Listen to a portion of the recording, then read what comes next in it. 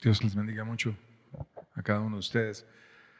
Vamos el día de hoy a hablar la despedida de Pablo a la iglesia de Roma, que hemos estado estudiando las cartas apostólicas, y lo hace exaltando mucho el amor que se tienen unos por otros. Y bueno, como introducción iniciamos con Romanos capítulo 12, verso 10, dice: amaos los unos a los otros con amor fraternal, en cuanto a honra, prefiriéndoos los unos a los otros. Te está diciendo que debemos tener una relación que no esté basada en cualquier tipo de amor, sino en un amor fraternal, que quiere decir donde hay afecto, donde hay cercanía, donde hay un vínculo. Y es el tipo de relaciones que Pablo quería que se fomentaran en la iglesia y que la fomentó sin duda en la iglesia de Roma, que es la que estamos tomando como esta parte introductoria, como un eje de la primera sección de las enseñanzas de las cartas apostólicas. Y en realidad no solamente en la iglesia de Roma, sino en la iglesia primitiva, los primeros 3 siglos, los cristianos eran una minoría perseguida. Y la Biblia dice cómo era el amor que se tenían.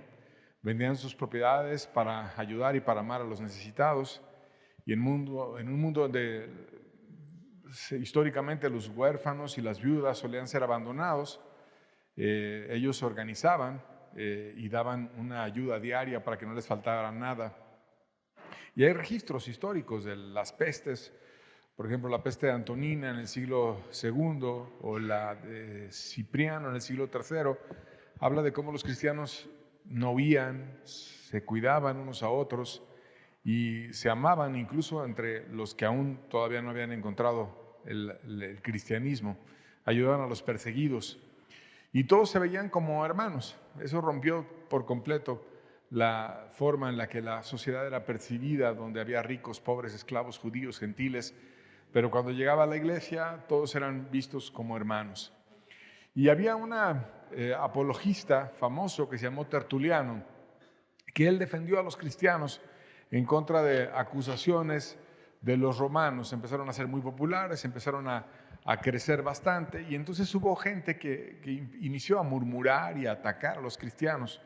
Decían que eran caníbales, decían que tenían supersticiones maléficas, que hacían conspiraciones contra el gobierno. Y a finales del siglo II, el Imperio Romano sospechaba de que los cristianos pues eran personas malas para la sociedad, que no participaban en los cultos a sus dioses, en todo el politeísmo antiguo que había, y fueron acusados de odio al género humano. Ustedes odian a la humanidad y por eso se comportan de esa manera. Y entonces ese hombre, Tertuliano, del que te estoy hablando, salió en su defensa. Y él dijo una frase muy hermosa, que de hecho ha sido retomada en cantos y en muchas referencias históricas, defendiendo a los cristianos. Y la frase que dijo Tertuliano es: mirad cómo se aman. Mira cómo se aman. Y se hizo famosa, porque ellos no podían refutar ese esfuerzo que tenían los cristianos. Y la frase de Tertuliano se hizo como una identidad histórica de la iglesia primitiva, cómo ellos tenían unidad en medio de las persecuciones, cómo tenían una disposición al sacrificio mutuo, cómo practicaban las instrucciones que Jesucristo les había dejado, que recordando, él dijo que en esto conocerán que sois mis discípulos, si tuvieres amor los unos por los otros. Y entonces dijo esa frase cuando estaba defendiendo a los cristianos delante de los romanos que los atacaban: mira cómo se aman. Si realmente odian al género humano, ¿por qué tienen ese amor? Y los dejaba callados. Y también tuvo una segunda frase hablando sobre esa disposición al amor hasta el final, que se hizo famosa, y después de muchos siglos se sigue hablando de esa frase de Tertuliano, que él decía: la sangre de los mártires es semilla de cristianos. Porque cuando ellos amaban, y aún de una manera perseverante, a pesar de los peores sacrificios y tentaciones y dificultades, y a pesar de que fueron sus vidas puestas en peligro o muchas veces asesinados delante de todos, otros se quedaban tan impresionados por ese amor que terminaban entregándose en masas a esa nueva fe que cambiaba de tal manera el corazón que aún ellos daban testimonio cuando estaban siendo martirizados. Entonces esa segunda frase, la sangre de los mártires es semilla de cristianos, donde hablaba no solamente del amor, sino también del valor del sufrimiento cristiano, se hizo famosa. Y Pablo muestra de una forma práctica el amor que se tenían unos por otros en la iglesia, y lo hace hablando de ese amor fraternal que nos invita a tener, que nos amemos unos a otros con un amor fraternal en cuanto a honra, prefiriéndonos los unos a los otros. O sea, no hay mejor cosa que el honrar a aquel que tiene la misma fe contigo y que puede caminar contigo en ese amor a Dios. Y el amor fraternal es tan importante que la razón por la que Cristo vino a salvarnos es para llevarnos a Él. Lo que Él viene a provocar en una persona es un amor fraternal. Vamos a verlo en 1 Pedro capítulo 1, versos 21 al 22. Fíjate bien, dice: y mediante el cual creéis en Dios. Está hablando de una persona que alcanzó a tener la fe. ¿Y qué hizo Dios? Pues sigue la frase diciendo que le resucitó de los muertos y le ha dado gloria. El Padre resucitó a Cristo de los muertos y lo llenó de gloria en el cielo y está gloriosísimo. Y luego te dice: para que vuestra fe y esperanza sean en Dios, en el Padre que resucitó a Cristo, en Cristo que murió por nosotros.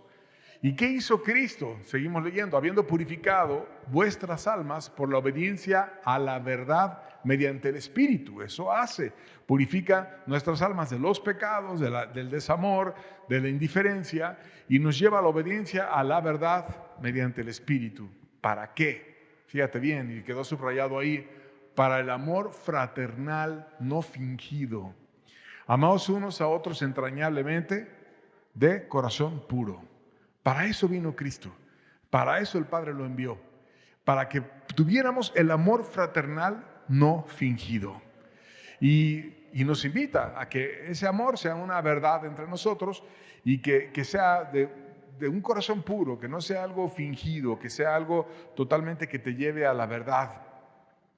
Y vamos a recordar que ese amor es algo que Dios quiere que tengamos, y es algo que se muestra en la iglesia de Roma de una manera práctica, y lo vamos a ver en la forma en la que Pablo se despide de la iglesia de Roma. Y ese despido viene en el capítulo 16, y vamos a ir leyendo verso a verso la forma en la que él se despidió con mucho amor de aquella iglesia.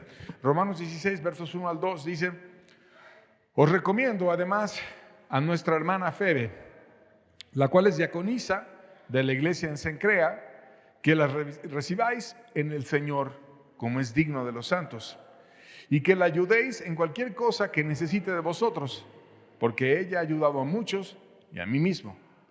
Y aquí está Pablo iniciando, reconociendo a una mujer, Febe, que hizo mucho por otros. Y dice que ella había servido mucho en Cencrea. Cencrea es uno de los puertos de Corinto. Entonces esa mujer, que era diaconisa y que era de la iglesia de Corinto, ahora por alguna razón había ido a Roma. Y Pablo les recomienda a la iglesia de Roma que la reciban, que la amen, que la quieran, y que no importa que sea de la iglesia de Corinto, finalmente es la iglesia de Cristo, y lo único que nos limita pues son los lugares que nos tenemos que,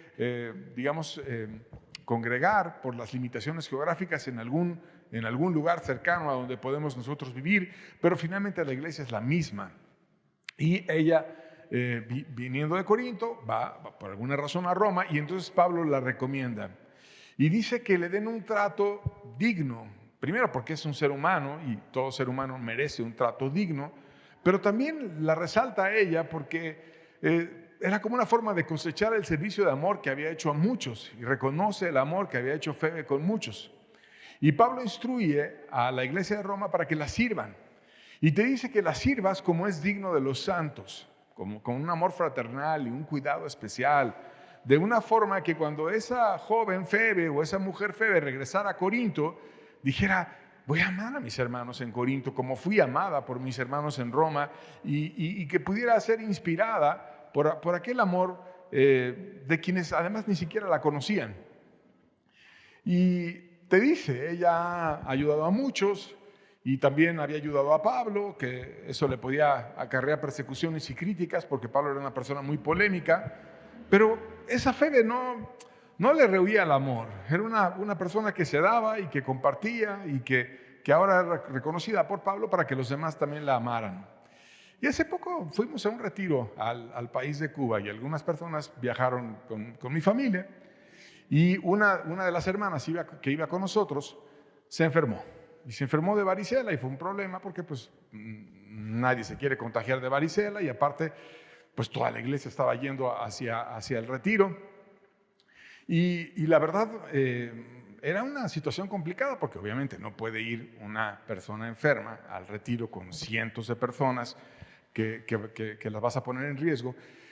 Pero me gustó mucho el amor de la iglesia de Cuba, cómo la recibieron, cómo la amaron, cómo la iban a ver, cómo se preocuparon por ella, cómo la sirvieron, cómo ni la conocían a la hermana de México, pero iban, se interesaban, preguntaban, veían, le dejaron un buen lugar para que pudiera estar cómoda, vieron por ella, aunque se iban a ir de retiro, y de una manera bonita. Y además, después siguiendo las llamadas, ¿y qué fue lo que pasó? Hubo personas que finalmente se infectaron también y que finalmente lo ven como que, pues bueno, no me ha dado, pero si me da, pues total, ya, no importa, yo voy a amar, y eso hicieron. También me bendijo mucho el comportamiento de la iglesia de Naucalpan, que nos habló un hermano misionero en Oaxaca y una persona que estaba muy enferma que vino y que fue recibida de una manera sencilla, muy enferma, por la iglesia de Naucalpan y le empezaron a ayudar con medicinas, con consultas médicas, con hospedaje y lamentablemente la mujer murió y de verdad la iglesia se unió y pagó hasta los servicios funerarios, el apoyo a la familia para que viajara de regreso. Una iglesia humilde pero de corazón sensible y que se puso a amar a una familia que lamentablemente tuvo una tragedia y que la trataron de amar en cuanto a que rescatara su salud, y si no se pudo y Dios lo decidió así, pues entonces la ayudamos a partir con toda dignidad y con amor. Y eso es lo que Dios nos llama a hacer, que pueda existir un amor entre nosotros, un amor práctico, un amor que es real. Me ha gustado oír ejemplos también de aquí, de una hermana que la operaron y oye, ¿cómo estás? ¿Qué tal? ¿Cómo te está yendo? No, muy bien. Y me han estado ayudando y me traen comida, tal persona y tal persona. Y me da mucho gusto que hagan eso y que se procuren y que se amen unos a otros, como yo sé que personas que están aquí lo han hecho.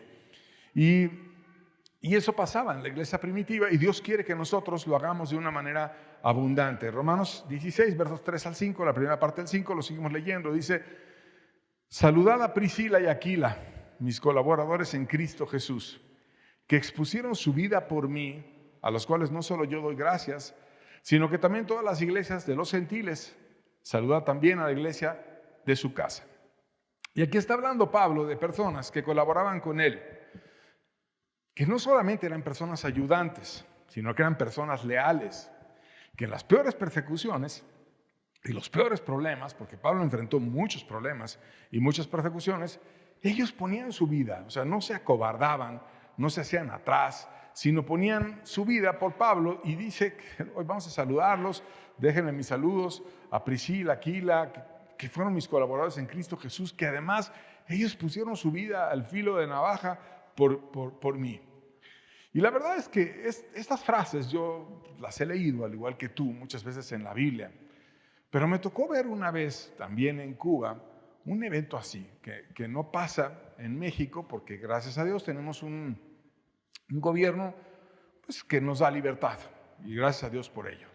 Nadie nos persigue por reunirnos, si somos una cantidad o si somos más, si llegamos a ser miles, tampoco. Tenemos libertad de creencia, tenemos libertad de congregarnos para buscar al Señor, y no hay ninguna opresión ni ningún problema al respecto en México. Tenemos mucha libertad y gracias a Dios por eso, y a las autoridades también que respetan nuestros derechos en ese sentido. Pero allá no pasa así. Allá cuando reúnes un grupo de gente, de varios cientos de personas, empieza a ver como una alucine de una malicia de decir, ¿por qué se están reuniendo? ¿Qué querrán? ¿No va a ser un acto revolucionario? ¿No es algo contra la revolución? ¿Y qué tal si es una sedición? ¿O qué tal si tienen armas o quieren hacer algo? Y entonces empiezan a ver ahí una red de gente informante que le va y le dice al gobierno, y se ponen nerviosos, y entonces vienen y presionan y te dicen, no, pues tú debes de acabar las reuniones. No, es que nosotros nos vamos a ir el sábado y apenas vamos empezando y estamos en el retiro aquí y no venimos a nada político, no venimos a nada, venimos a buscar a Dios y tenemos derecho y queremos buscar a Dios, y no, lo van a hacer pero hasta mañana, y ya despiden la reunión y no, es que lo siento, no es mañana, es hasta el sábado, nos vamos. Y entonces empezaron a presionar y a tratar de hostigar a la persona que había prestado su finca para hacer ese lugar. La estaban llamando a cada rato a hablar y molestando, y algún evento que puede ser muy agradable, el estar buscando juntos a Dios, viene a ser como un problema, ¿no? Porque pues, tienes que estar en debates y en reuniones y aclarando con fulano y con sutano, y otros estábamos bastante gozosos de oír las enseñanzas y alabar todos juntos a Dios en unas reuniones que eran gloriosísimas, y era un privilegio poder participar de todo eso. Pero gracias a que una persona o varias estaban discutiendo y defendiendo y poniéndose ahí como los que recibían las presiones del gobierno para que los demás estuviéramos tranquilos escuchando la palabra de Dios. Y de repente se desesperaron y llegaron por la casa de alguien y las maletas de alguien y empezaron a presionar, a ver, nos tenemos que llevar algunos, y ese tipo de cosas que son bastante desagradables, ¿no? Entonces empezó a haber una reunión de predicadores en la noche y se comentó lo que estaba pasando. Y la verdad es que me puse yo a pensar, y estaba Rolando, que era el líder de los predicadores, que además es el pastor principal en Cuba, y de este movimiento obviamente, y estaba él pues, explicando, dando ánimo, diciendo si alguien se quisiera regresar o no quiere participar, pues finalmente le apoyamos, le pagamos el viaje de regreso para que no pague nada, que no hay problema, ¿no? Y lo dijo con los predicadores y lo dijo con toda la congregación, cientos de personas. Si alguien quiere, con todo gusto, pues se siente presionado, no tiene la fe de seguir, le mandamos de regreso, y ahorita mismo alguien va y lo lleva para que pueda regresar. No quiso nadie le tomó la palabra, nadie dijo, sí, páganme el regreso, yo no quiero estar aquí en esta tensión. Todo mundo se quedó a escuchar la palabra, me impresionó, nadie. Y en esa reunión que tuvimos con los predicadores, me acuerdo que yo le dije, pues, no sé, si yo fuera ellos, pensando en cómo van a actuar los demás, ¿no? Pues yo la verdad, creo que del que más riesgo tiene eres tú, y ¿por qué no dejas a alguien a cargo, ¿no? Si vienen y te agarran a ti, pues ¿quién va a llevar las reuniones, no? Porque estaban con que, no, ya no vas a acabar, mañana o pasado, no sé, pero estaban hostigando todo el tiempo a acabar el evento. Y me llamó mucho la atención su respuesta, y todavía a veces me acuerdo y la valoro. Y él dijo, el que sea guiado por el Espíritu, que tome el liderazgo. Como diciendo, yo no levanto a nadie, que Dios lo levante.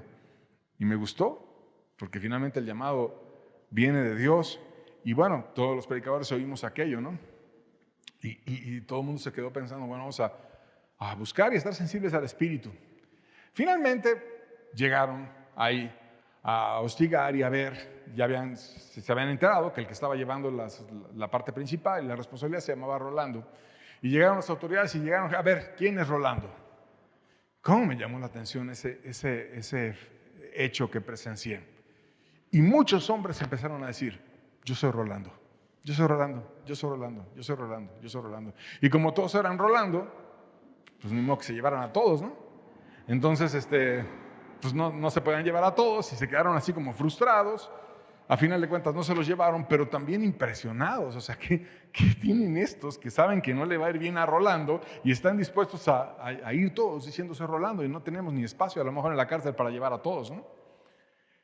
Y fue entonces cuando vino a mi mente este tipo de pasajes. Mis colaboradores que expusieron su vida por mí. Porque al decir yo soy Rolando, estás diciendo, a mí cárgame lo que le vas a hacer a él. A mí enciérrame, a mí presióname o hazme lo que quieras para él. Que finalmente hay gente que ha estado presa 10 años o 15 años o injustamente por ese tipo de cuestiones. Gracias a Dios, nadie acabó en una desgracia ni nada, pero todo el mundo estuvo al filo y decir, nos vamos a ir y no nos vamos a ir, lo sentimos, hasta el sábado. Hasta ahí Dios nos dijo que estuviéramos, y todavía tenemos temas que dar y lo vamos a seguir dando. No era nada revolucionario, nada político, nada en contra del gobierno. Porque los cristianos no es esa nuestra misión. Nuestro reino no está en esta tierra, y sea de un partido o de otro. Lo que este mundo necesita es a Cristo. No tanto un político u otro. Que Dios ayude al que sea. Pero lo que realmente necesita el corazón, y el único que puede saciar los corazones humanos, es Cristo. Entonces no hay una intención revolucionaria ni nada, pero la gente no sabe, y los que son pagados para cuidar que no existan revueltas y demás, pues estaban con el alucine, decir qué tal si hacen algo y demás. Y me llamó mucho la atención, de verdad, se quedó como un sello en mi alma, decir, están dispuestos a dar la vida por su hermano. Y entonces empecé a darme cuenta, por eso tienen tanto amor, por eso se procuran tanto, por eso se visitan, por eso se quieren, de una manera sencilla. De hecho me preguntaron, ¿qué te pareció? ¿Qué piensas de esto? Pues lo que más me llama la atención no es que sean enseñanzas de mucha profundidad teológica o eso, porque no era, tampoco digo que no la tuvieran, era una bendición y ha bendecido mi vida oírlas. Pero lo que más me llamó la atención y se puso como un sello en mi corazón es el amor que tenía la iglesia de unos por otros. Eso habla, este es el cuerpo de Cristo.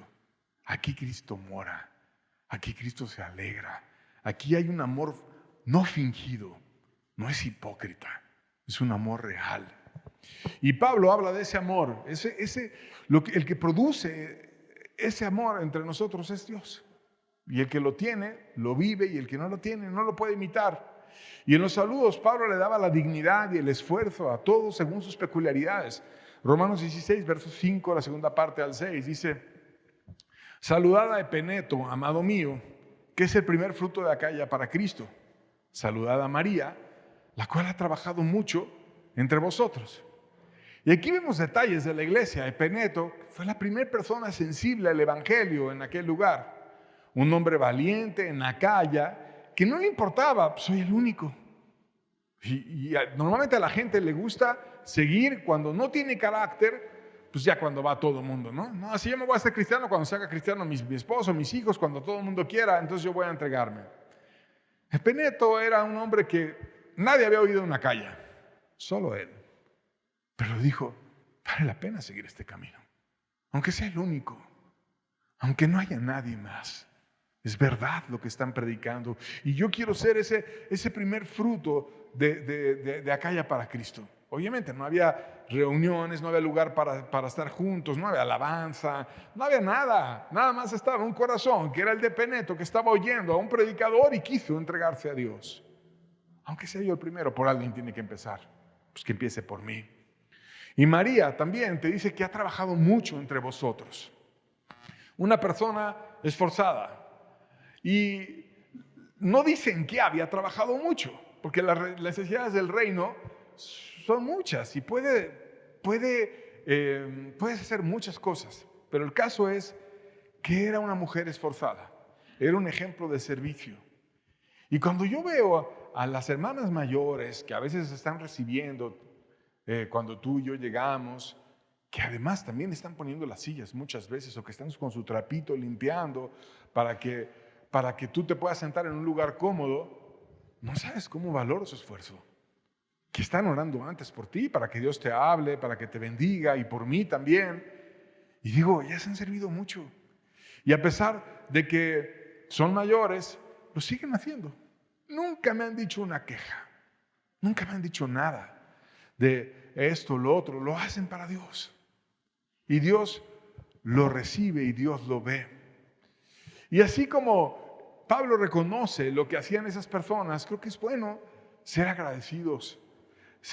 Es bueno que tú veas a los del sonido y digas, oye, muchas gracias, porque cuántas veces yo ni atención le puse, pero tú permites que podamos oír bien el mensaje, o que lo pueda oír en mi casa si lo quiero volver a oír porque lo suben al internet, o que gracias por eso que tú haces.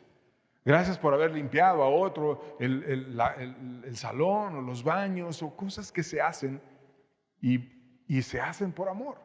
Se hacen no por un sueldo, no por nada así, sino se hacen por amor. Pablo abre la escena e incluso habla de su propia familia, pues tenía parientes dentro de la iglesia.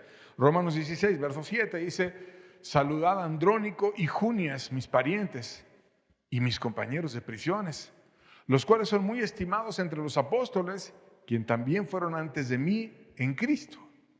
Entonces, había personas que eran cristianas, que eran muy amadas por los apóstoles, se refiere a los primeros apóstoles, antes que Pablo, a lo mejor por Mateo, a lo mejor por Juan, a lo mejor por Pedro, pero esos Andrónico y Junias eran parientes de Pablo, y Pablo estaba en aquel entonces como perseguidor y como enemigo de la iglesia, y esas partes de su vida que ya las estudiamos, a lo mejor intercediendo por Pablo, a lo mejor buscando que Pablo fuera llamado, y finalmente Pablo fue llamado y vino una gloria enorme, y dice, gracias por esos parientes. Él tenía su propia familia en la iglesia y les pedía saludos para ellos.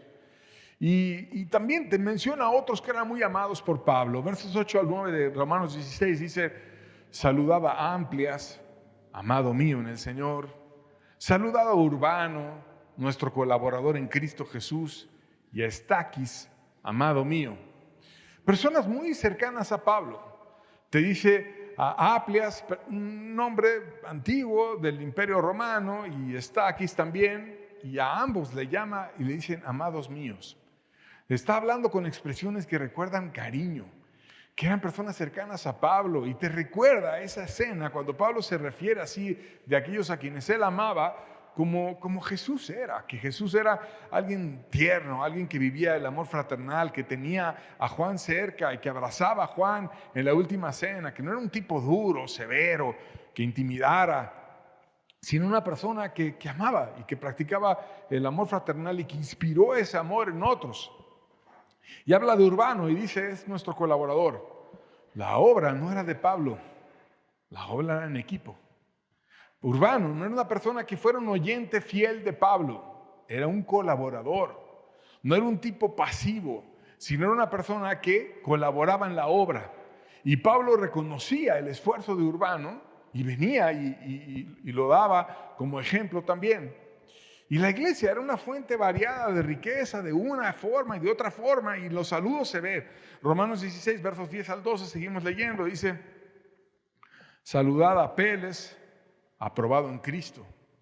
Saludad a los de la casa de Aristóbulo. Saludad a Herodión, mi pariente. Saludad a los de la casa de Narciso, los cuales están en el Señor. Saludad a Trifena y Trifosa, los cuales trabajan en el Señor. Saludad a la amada Pérsida, la cual ha trabajado mucho en el Señor. Y entonces de nuevo vemos ese afecto fraternal de quienes eran cercanos a Pablo, y los menciona Herodión, que además era de su propia familia, y había dos casas, los de la casa de Narciso y la de Aristóbulo, que quizás tenían reuniones en su casa, y que ¿a dónde vas? A la casa de Narciso, y tú, yo voy a la casa de Aristóbulo, y a lo mejor había células y reuniones en su casa, pero se amaban en las casas y se recibían unos a otros. Personas que tenían un testimonio cristiano. Apeles dice que era aprobado en Cristo, o sea, la gente veía ese Apeles y dicen, oye, ese es un verdadero cristiano. ¿Quieres aprender a ser cristiano? Ve a Apeles. O los de la casa de Narciso y te dice que están en el Señor. Que tú veías al papá, estaba en el Señor. Veías a la mamá, estaba en el Señor. Veías a los hijos, estaban en el Señor. Narciso sabía tener a su casa en el Señor. Personas esforzadas en Cristo. Y te habla de Trifena y Trifosa que trabajaban en el Señor. O de Pérsida que dice, había trabajado, pero no solamente te dice que había trabajado, sino te dice cuánto. Ha trabajado mucho en el Señor. Una persona que era muy esforzada y que a lo mejor llegaba a la noche y se dormía cansada porque había trabajado mucho en el Señor, pero no con quejas. No dice, que ha trabajado mucho y que a cada rato se está quejando, sino una persona que servía. Y a eso Dios nos llama, a ser personas que nos demos por otros, que sirvamos, que no seamos oidores pasivos, sino que seamos personas que pongan en práctica el amor cristiano, que es el sello de Cristo. ¿Cómo sabes cuando una persona realmente es cristiana? Cuando ama. Ese es el sello del cristiano, el que ama. Y eso viene en toda la carta, versos 13 al 15, seguimos leyendo, dice, saludad a Rufo, escogido en el Señor, y a su madre y mía. O sea, qué manera de ser cercano a la familia de Rufo, que dice, su madre es la mía. O sea, había una cercanía muy grande. Tu familia es mi familia. Tus hijos son mis hijos. Tu madre es mi madre. Ese amor fraternal, como una verdadera hermandad. Saludaba a Sincro, Asíncrito, a Flegonte, a Hermas, a Pátrobas, a Hermes y a los hermanos que están con ellos. Saludad a Filólogo, a Julia, a Nereo y a su hermana, a Olimpas y a todos los santos que están con ellos. Entonces de nuevo vemos así los matices de aquella iglesia. Rufo, escogido en el Señor. O sea, no solamente dice que era un buen cristiano, sino un cristiano escogido. Como alguien, ¿quieres ver a alguien que tenga un amor especial? ¿Quieres ver a alguien que pueda explicar las cosas de una manera que te va a calar en el corazón? ¿Quieres a alguien que ore por ti y que realmente no sea una persona hipócrita, sino que sea una persona que Dios oye? Ve con Rufo, escogido en el Señor. Que Dios tiene un tesoro en Rufo y que Él comparte ese tesoro con los demás. No solo dice que era un buen cristiano, dice que era alguien especial y escogido por Dios. O sea, la iglesia tenía discernimiento para identificar las características y los dones de los demás. Y dice de las reuniones por las casas. Una con Flegonte, con Hermas, con Pátrobas, con Hermes, más los que estaban con ellos. Otra con Filólogo, Julia, Nereo, Olimpas y los que estaban con ellos. O sea, había como un imán, como un decir, vamos a estar en equipo. A lo mejor pues, unos vivían lejos, unos en una ciudad grande, unos en una parte y otros en otra, pero era Roma, la ciudad más grande del imperio, y la frase esa, todos los caminos llevan a Roma, la más comunicada y demás. Pues había gente en diferentes puntos de la ciudad, pero sabían hacer reuniones en esos puntos y amarse. Y después de dar esos ejemplos magistrales de amor, te invita Pablo a que no dejes que ningún engaño te afecte en este camino en la iglesia. Te instruye a que ese amor puro entre hermanos hay que cuidarlo, y que parte del amor es retirar a la gente que no camina en las mismas pisadas. Romanos 16, versos 16 al 17 dice: saludaos unos a los otros con ósculo santo, que quiere decir un beso puro.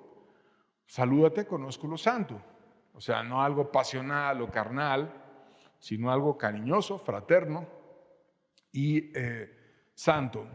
Y dice: os saludan todas las iglesias de Cristo. Mas os ruego, hermanos, que os fiéis en los que causan divisiones y tropiezos en contra de la doctrina que vosotros habéis aprendido, y que os apartéis de ellos. Entonces fomentaba la unidad y el amor en la iglesia. Desde el saludo había hermandad, con un beso respetuoso, no solamente entre ellos, sino en todas las iglesias de Cristo. Y aquí, cuando dice ósculo santo, pues vale la pena, porque estamos hablando de un beso, recordar un beso que no fue santo. Y quizás el beso más famoso que no fue santo es el beso de Judas, cuando con un beso entregó a Jesús. Y es interesante porque cuando dice que con un beso entregó a Jesús, la idea en griego es un beso empalagoso o un beso repetidamente. O sea, como si llegara Judas y así, bien tronadito, bien fuerte, y le da el beso a Jesús. Pero sabemos que era algo fingido. Era un amor que no era real, era un amor hipócrita, y que detrás de ese beso lo que él estaba haciendo era poner a Jesús, le daba el beso y era el signo para que los que iban a apresar a Jesús supieran quién era Jesús y fueran tras de él. Era un beso que con ese beso entregaba a su maestro que dio la vida por Judas y la dio también por nosotros. Un amor fingido, un ósculo que no es un ósculo santo. Y Dios no quiere ese amor hipócrita entre nosotros. No es que vamos a procurarnos de una manera hipócrita unos a otros. No, eso no sirve. No queremos Judas imitando a ser cristianos entre nosotros. Queremos personas que vayamos a Cristo y tomemos de Él el amor para que lo podamos compartir en los demás. Pero cuando todo lo que hay es costumbre, cuando todo lo que hay es religiosidad, cuando todo lo que hay es vanagloria, cuando todo lo que hay es simplemente formas humanas, no puedes imitar ese amor porque no lo tienes. Y Dios quiere que seamos llenos de su amor para que entonces podamos dar de ese amor a los demás.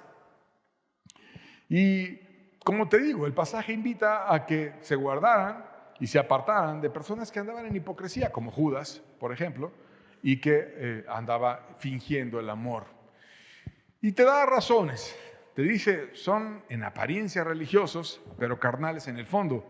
Verso 18 de Romanos 16 dice: porque tales personas no sirven a nuestro Señor Jesucristo, sino a sus propios vientres, con suaves palabras y lisonjas, engañan a los corazones de los ingenuos.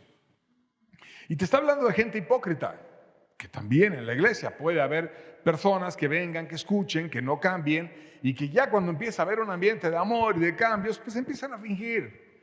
Y dice que de nombre sirven, pero no a Jesús en realidad. No viven para extender el reino. Dice que viven para sostenerse en este mundo, para sus propios vientres. Nada más viven para lo que van a comer, para lo que van a vivir, para sostener su vida en este mundo, pero no para extender el reino, para ver qué negocito encuentro, quién me presta, quién me da, quién me consigue, quién me ayuda, quién esto, quién lo otro, pero no para Dios, no para extender, no para darte tú, sino para que ser ayudado tú. Y son engañosos, porque te dice que hablan con palabras suaves. ¿Cómo les gusta a la gente hipócrita poner palabras suaves? Hermano, hermana, ¿cómo estás? ¿Qué tal? Es así, la forma suavecita para aparentar un amor fingido. Pero Dios no quiere eso. Y que además dice que engañan a los corazones ingenuos y que usan lisonjas. ¿Qué son lisonjas? Alabanzas o reconocimientos exagerados o interesados para obtener de otra persona beneficios. Qué bonita tu alabanza, qué bonito esto, qué bonito lo otro, qué bárbaro, cómo predicas, cómo esto, la gloria que sea de Cristo y no del hombre. Pero cuando empiezan a lisonjearte o a exaltarte demasiado, como para que después te hagas esclavo de las opiniones de esa persona, a mí no me importa lo que diga o no diga la gente, me importa lo que diga Cristo. Pero cuando somos ingenuos, le empezamos a dar importancia a las lisonjas de los manipuladores, le empezamos a dar importancia a las apariencias de los hipócritas, y entonces empieza a leudar todo. Y dice Jesús, esos no son parte de la iglesia.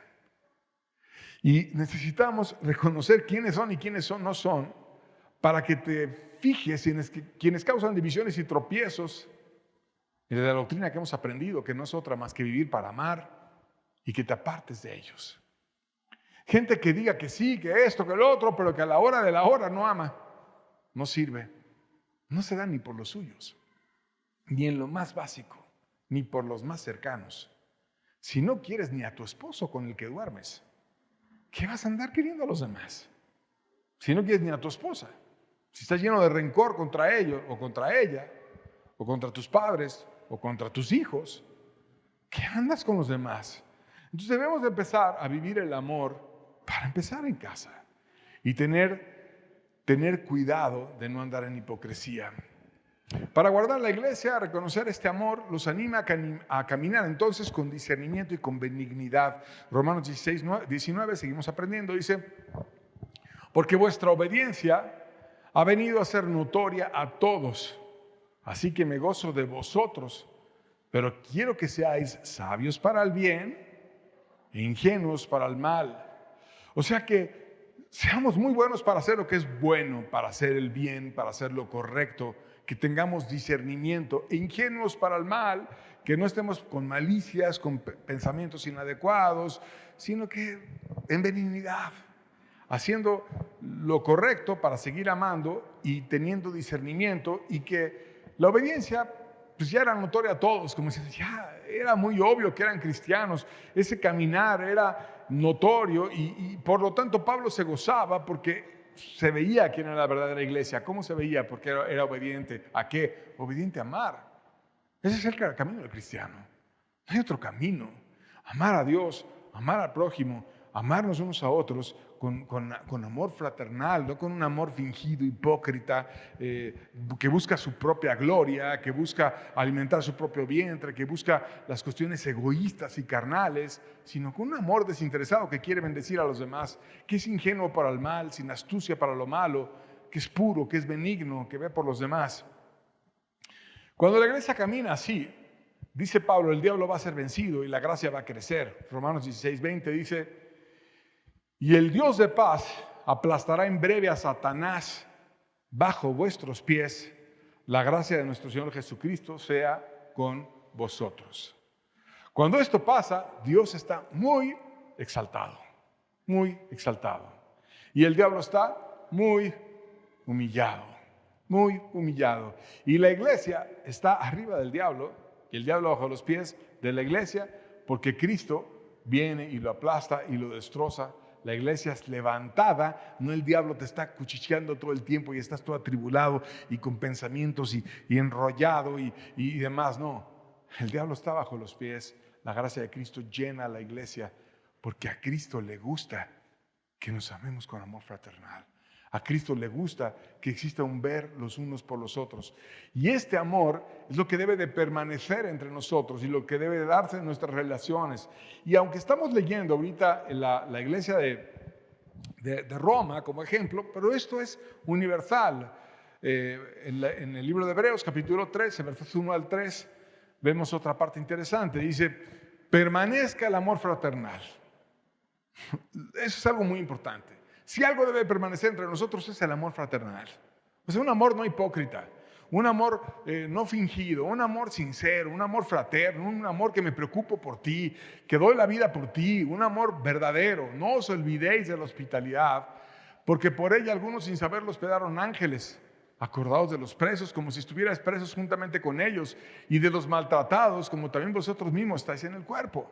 O sea que si alguien estaba maltratado, herido, enfermo, que si alguien estaba preso, lo ayudaban, se daban, porque cuando estás preso es difícil estar preso, no tienes pasta, de pronto unas chanclas o cosas que obtienes fácilmente afuera, te las roban ahí. Hay presos que andan descalzos. No sé si tú has ido a predicar a la cárcel, yo los he visto.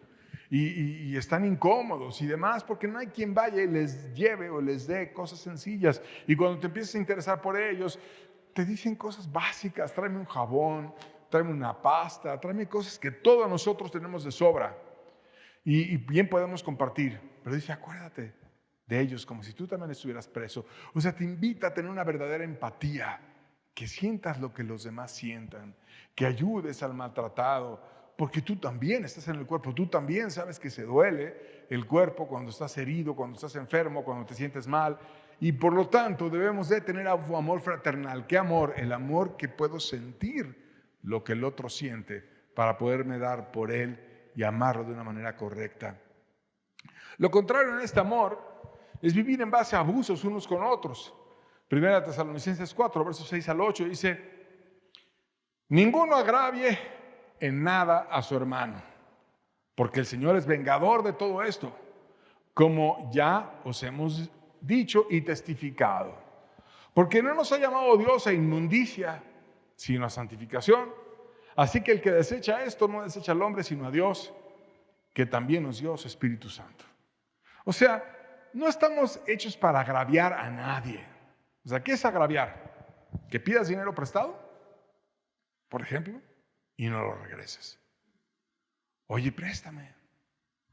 Sí, ¿cómo no? ¿Cuánto? 1,500, lo que sea. Y luego dices, híjole, ya va a llegar la quincena y digo que me lo iba a traer una semana y luego desaparece la persona. ¿Qué es eso? Pues un agravio, un engaño. Porque hay gente que es muy buena para fabricar necesidades y para hacérsela como que está muy necesitada. Ay, qué bueno que están hablando del amor para que entonces me amen mucho y me den mucho. No, no se trata de eso.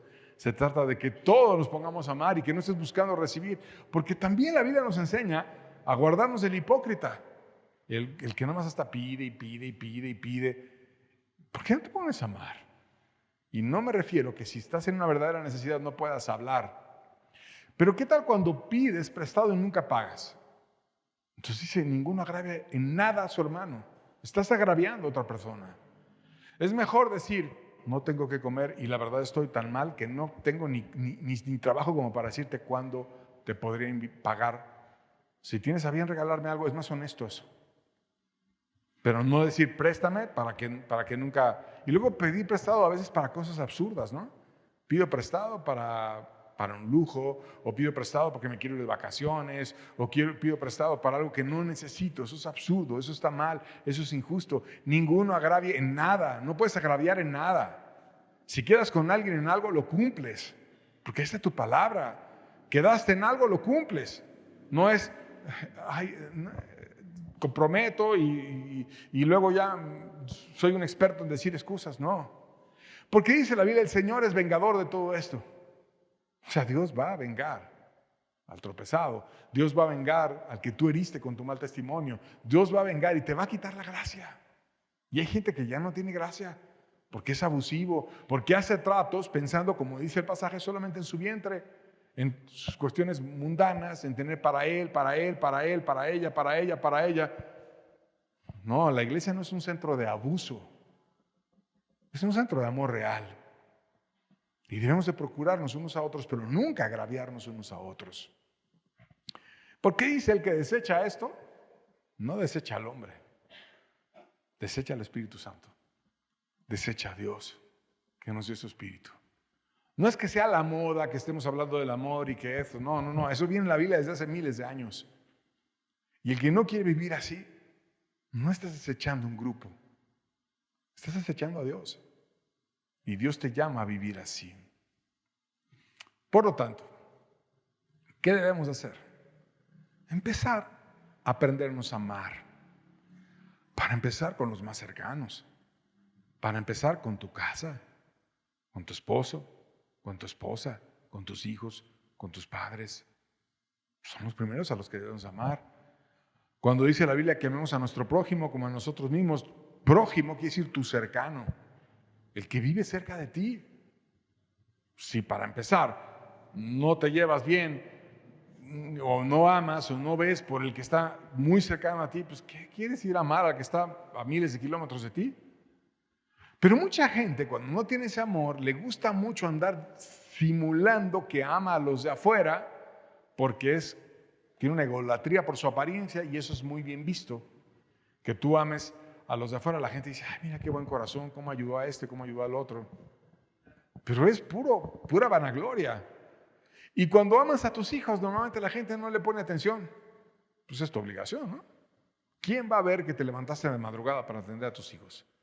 ¿Quién va a ver que estuviste con un hijo hablando muchas horas porque tiene 1000 dudas o 1000 cosas? A lo mejor debatiendo, a lo mejor ni está de acuerdo y a lo mejor te está cuestionando y a lo mejor no es agradable.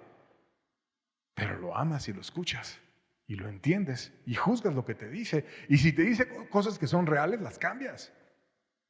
Porque eso es el amor. Pero cuando no hay amor, que muchas veces lo difícil es amar a los que están más cerca porque te ven en todo momento y Dios nos pide a esos hay que amarlos siempre. Si no los amamos ni a los cercanos, ¿qué vamos a andar con los de lejos? Como dice la Biblia, el que no provee primero para su casa ha negado la fe y es peor que el incrédulo. Primero voy a ver por mis hijos, por mi esposa, por mi esposo. Pero si no lo doy ni cocinar a mi esposo, no lo quiero, no veo por él, ¿para qué me voy a hacer tortas para otras personas y decir que le voy a ayudar a fulano o a sutano si ni a mis hijos les doy de comer? ¿No? O estoy buscando las medicinas de alguien más y mi hijo tiene necesidad de medicinas y no le puedo dar la medicina. Pues eso no es amor. O sea, tienes que ver primero por tu casa, aprender a amar ahí y luego ver para afuera qué es lo que Dios quiere. Y después, ya que estemos cubriendo bien la casa, no digo que no se ame afuera, obviamente Dios quiere que amemos afuera. Y amar bien, no amar hipócritamente, no amar con el beso de Judas, amar con un amor fraternal, no fingido. Eso va a traer mucha unión. Mira, cuando estamos hablando de la unión entre dos objetos y consideramos solamente la temperatura para unirlos, yo sé que los puedes unir con un clavo, o los puedes unir con un tornillo, o los puedes unir con pegamento, pero si los quieres unir solamente con temperatura, se pueden unir de dos formas. O los calientas mucho y los unes y se van a fusionar y se van a unir y se van a hacer como uno solo, o los congelas mucho. Y también si pones un objeto al lado de otro y los enfrías, bajas mucho, la temperatura, se van a quedar pegados, muy pegados. Pero al rato se van a caer y se van a romper por completo. Entonces procuremos uniones a través de la temperatura que sea el amor. Ama al otro, ámalo, date por él, sírvelo, escúchalo, sé paciente. Y el amor te lo van a corresponder con amor. Y al rato va a haber una verdadera unión no fingida, no como el beso de Judas, así doble o triple. insistente, pero que era hipócrita y que había traición detrás. Dios nos llama a servir. En el mundo, el que sirve normalmente es visto como el de menos condición, y lo digo con todo respeto. Estoy hablando del mundo. Entonces llega el rico a un restaurante y a veces le gusta mucho dar propina para que todo el mundo lo atienda, y cuando ven los meseros del restaurante, híjole, ya llegó aquel, y siempre deja el 15% o hasta el 20%. Entonces lo atienden, no, sí señor, pásele por aquí, le dan, no, le cambio esto, ¿qué quiere? Que le compre esto, que le compre otro, le van a comprar cigarros, le hacen lo que sea que la persona quiera, aunque ni la vendan en ese negocio, lo hacen los meseros para quedar bien con él, porque saben que les va a ir bien. Entonces es visto como que el que está arriba es servido por los que están en una condición inferior. Y Cristo es el supremo en todo. Es el más poderoso del universo. Es el más rico del universo. Es el más grande.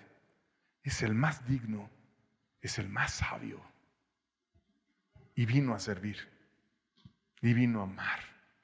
Y si el más grande, más poderoso, más rico, más inteligente, más grande, más digno, más sabio, más bueno, nos vino a amar, ¿quiénes somos nosotros para no amar? Debemos guardarnos de las corrientes de este mundo y de ser clasistas y andar queriendo que, ay, sí, que me amen a mí. No, Dios quiere que tú ames y que vivamos en base a este sello. ¿Cómo hacerle? Pues fácil. La fuente del amor es Dios. 1 Tesalonicenses capítulo 4, verso 9 dice: pero acerca del amor fraternal, no tenéis necesidad de que os escriba, porque vosotros mismos habéis aprendido de Dios que os améis los unos a los otros. ¿Quién le enseñó a la iglesia de Tesalónica que se amara? Dios. Y es muy bonito porque cuando tú estudias el testimonio de la iglesia de Tesalónica, es una iglesia que fue puesta en una forma controversial, en una forma difícil, en una forma en la que Pablo tuvo que salir huyendo porque casi lo matan, y lograron que unas personas escucharan el evangelio y se entregaran a Cristo, y empezaron ellos a amarse tanto, a quererse tanto, y estaba tan perseguido Pablo ahí que luego ya después de un tiempo mandó a Timoteo ahí para ver a ver si había quedado algo realmente de todo eso, y descubre, están llenos de amor. ¿Quién les enseñó a amar en Tesalónica? El Dios. Dios. Vino ese predicador, nos trajo el evangelio, me reconcilié con Dios y Dios me puso amor para los demás. Si cuando digo, ama a tu esposa, dices, no, ya no quiero ni ver, hombre. Necesitas a Dios.